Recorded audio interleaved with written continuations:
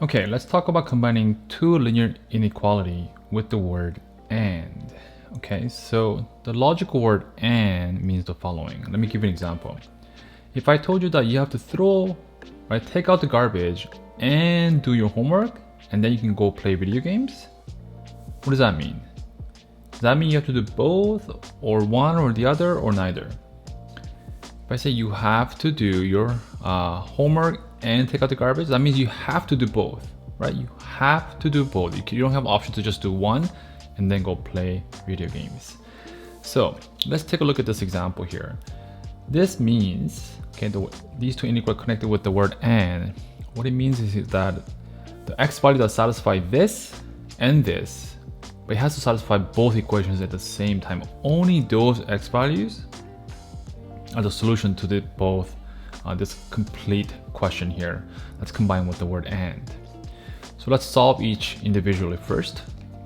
Okay, I made a minor adjustment there. That should be less than for this to work, or for us to have some kind of solution.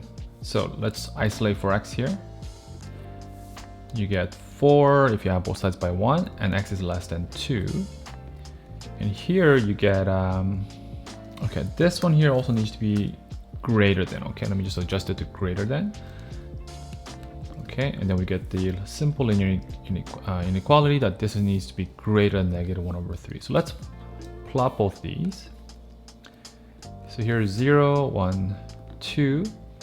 Here's -1. So -1/3 is there. It's greater than that. Here it's less than that.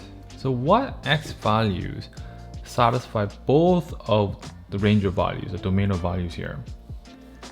Okay, so it's only the part where both lines cross, which is this. So these values, if you plug it into here as well as here, it'll work. So watch, let's plug in 0. Right, so that's equal to just -1, and that is less than 3. Let's plug in 0 in there. Okay, and you see that 2 is bigger than 1. So 0 is the answer to both of these equations. But let's plug in like -1. That's equal to -3. That is less than 3. But what about this? Right, this is equal to -1, and it is not bigger than 1, right? So -1 works only with the first equation, but not with the second. So you can try a few more yourself, but you'll see that only the values in here which will satisfy both at the same time.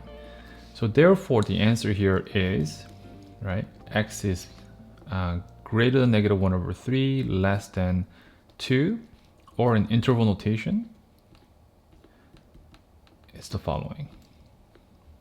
Okay, so that's an example and conceptual understanding of combining linear inequalities combined with the logical word and.